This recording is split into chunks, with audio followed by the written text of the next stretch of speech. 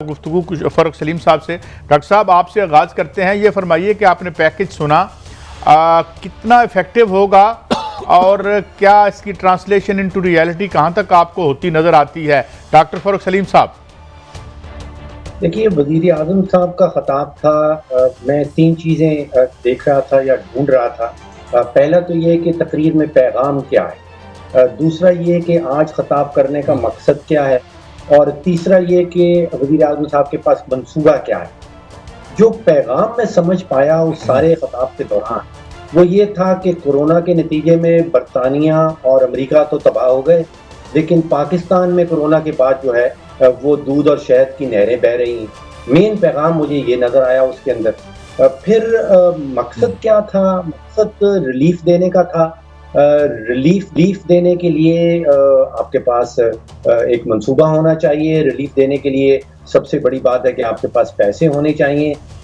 एक हुकूमत जिसने जून में हमारे वज़ीर ख़ज़ाना ने हमें बताया कि 4,500 अरब की आमदन है और 9,000 अरब के अखराजात हैं, जो हुकूमत खुद से सऊदी अरेबिया से रिलीफ ढूंढ रही है, वो IMF के पास रिलीफ ढूंढ रही है, वो कतर से उधार ले चुकी है, वो चाइना से रिलीफ ढूंढ रही है, वो अवाम को रिलीफ कैसे दे सकती है? क्या उसके पास बजट के रिसोर्सेज हैं जो वो रिलीफ दे सकती है? फिर जो मंसूबा मैंने सुना और वो जो आखिरी 2 जुमलात थे उनकी तकरीर के, उससे तो मैं हैरान रह गया कि जो मंसूबा है वज़ीर आज़म साहब के पास वो ये है कि सियासी ख़ानदान जो है पाकिस्तान के, वो अगर आधी रकम जो उन्होंने लूटी है अगर वो वापस ले आएँ तो फिर सारी चीज़ों की कीमत जो है वो वज़ीर आज़म साहब आधी कर देंगे। अब ये कैसा मंसूबा हुआ?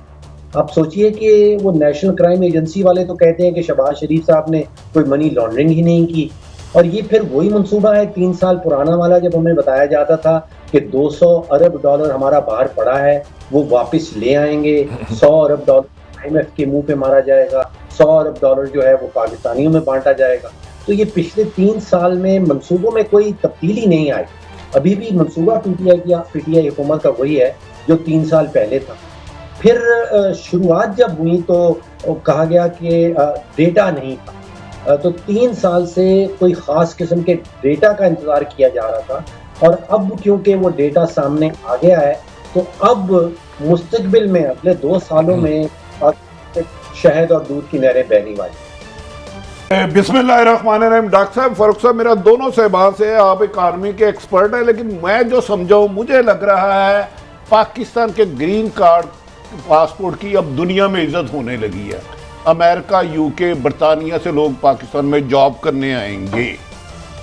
वो जो हमने ख्वाब देखा था 2000 यूरोप में, UK, दुबई में, उसकी वजूहात बिला वजह नहीं है। मेरे वज़ीर आज़म ने 70 साल में जो तारीखी पैकेज का, रिलीफ पैकेज का ऐलान किया है, ये कानें तरसते तरसते मर गई। उसकी वजूहात ये है कि पाकिस्तान के तामीरात के शोबे में 600 अरब रुपए के शोबे पे चल रहा है। इस बार ज़राअत के शोबे में 1100 अरब रुपए गया है। 6 माह के लिए पैकेज घी, आटा और दाल 30% सब्सिडी दी जाएगी। अनबिलीवेबल, पूरी दुनिया में ऐसा नहीं हुआ। दूसरा, उन्होंने फरमाया पाकिस्तान में पेट्रोल पूरे हिस्से में सबसे ज्यादा सस्ता है, यानी कि अमेरिका में तो मजदूर की तनख्वाह बेचारे की सिर्फ 2.5-3-4 लाख होती है, पाकिस्तान में तो 20-25 हज़ार है, तो इसके तो बहुत ज़्यादा है। उन्होंने कहा बांग्लादेश में पेट्रोल 200 रुपये, पाकिस्तान में 138 रुपये। तो आप क्या समझते नहीं कि वज़ीर आज़म ने पाकिस्तान नया बदल दिया है, और अब अगले साल पॉसिबल है कि हम UAE, सऊदी अरब और अमेरिका को इमदाद देने की पोजीशन में आ जाए? भट्टी साहब, सवाल मुझसे जनाब? हाँ जी जनाब, दोनों सहबान से। मैं तो खुशी से फूले नहीं सुमा रहा। मैंने अभी अमेरिका फोन किया है, माफी चाहता हूँ काजी साहब, उन्होंने कहा पाकिस्तान की एम्बेसी में लाइनें लग गई हैं गोरों की कि पाकिस्तान में जाकर नौकरी करो। ये तो ऑन दी लाइटर साइड हो, मगर मैं इसमें एक चीज और बड़ी साहब से माफी चाहता, इजाजत के साथ, आप यहां होते तो क्या करते? सब्सिडीज ना देते या व्हाट पैकेज? हम इस पे बात करते हैं कि इमरान खान ने जो गिवन सिस्टम में किया, इससे बेहतर क्या कर सकता था? पहले मेरे सवाल का जवाब दे दें। मैंने क्योंकि अमेरिका से मुझे उन्होंने कहा पाकिस्तान की एम्बेसी के बाहर जी फारूक साहब लाइनें लग गई हैं। जी फारूक साहब जी, मेरी एक दरख्वास्त है भट्टी साहब से वो ये है कि ज़रा सी हमदर्दी पीटीआई के लिए अपने दिल में पैदा कर लें।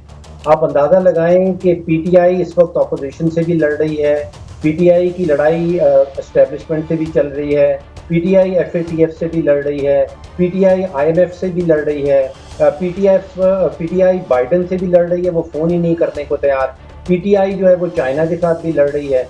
तो इतने सारे महाज खुले हैं, और अगर महंगाई का महाज जो है उसमें थोड़ी सी गफलत हो गई है तो खैर है, कोई बात नहीं, अभी बाकी 2 साल बचे हैं। वज़ीर आज़म साहब ने कहा है कि अब हमारे पास डेटा आ गया, ये डेटा का इंतज़ार कर रहे हैं। ये डेटा का पिछले 3 साल से इंतज़ार हो रहा था, और मैं भी इसी डेटा का इंतज़ार कर रहा था।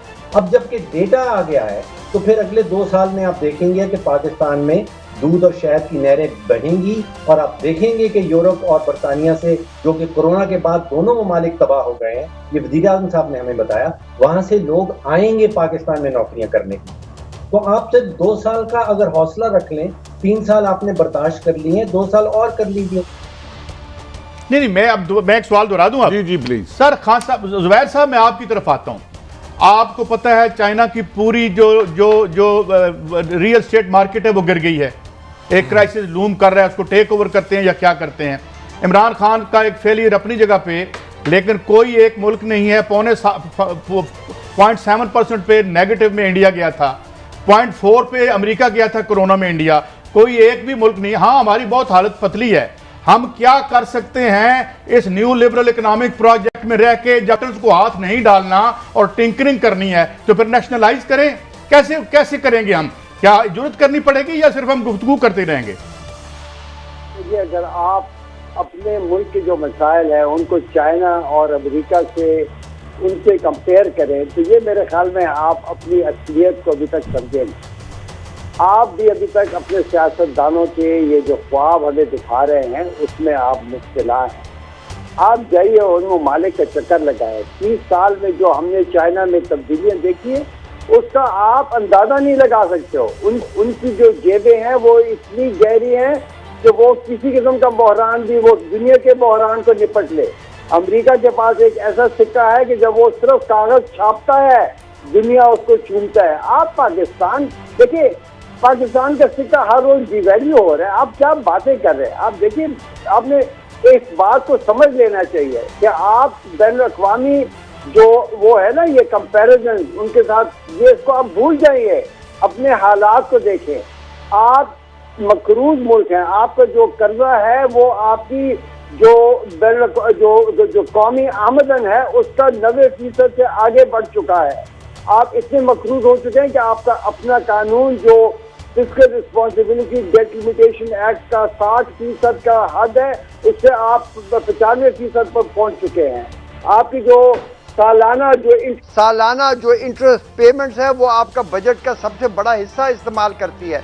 तकरीबन जितने टैक्स कलेक्ट होते हैं वो सारा आप सूद के जरिए आप बैंकों को दे रहे हैं, जो मुफ्त में पैसा बना रहे हैं, बैंकारी नहीं कर रहे।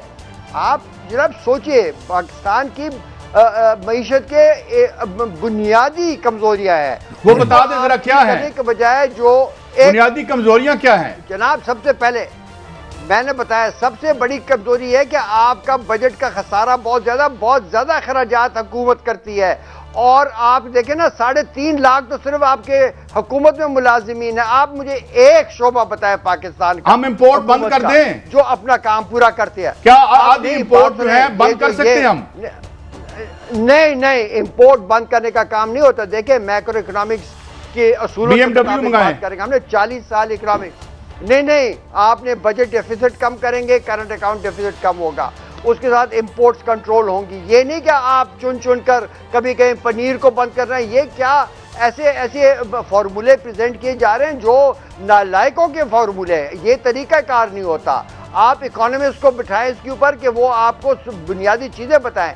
अभी चूंकि वो उनकी पॉलिसियाँ फेल हो चुकी हैं, अब वो एक नया तरीका कार इख्तियार कर रहे हैं। वो समझते हैं कि वो गरीब इन चीज़ों से बच जाएंगे। जितना ही वो ये सब्सिडी देंगे उसका बोझ बजट पर आएगा, उससे इन्फ्लेशन बढ़ेगी, वो गरीबों को और डुबोएगी। ये पाकिस्तान की अब मेरे ख्याल में हम एक वो जो डाउन साइड पर जा रहे हैं ना, जिस तरह के लॉ एंड ऑर्डर में आपने देखा पिछले हफ्ते 2 हफ्ते क्या हुआ पाकिस्तान में, उसके बाद क्या उन्होंने एक पोशीदा एग्रीमेंट कर दी। हमें बताएं हमारी जिंदगी के ऊपर असरअंदाज हुआ था, वो क्या हुआ। ये अपनी ये पॉलिटिकल व्हीलिंग डीलिंग कर रहे हैं, उनके साथ पॉलिटिकल अलायंस कर रहे हैं, क्या कर रहे हैं। थैंक यू जुबैर साहब। मैं फरक साहब आपसे पूछना चाह रहा हूँ, इमरान खान को वोट डाला। शुक्रिया जुबैर साहब, आपका बड़ा शुक्रिया।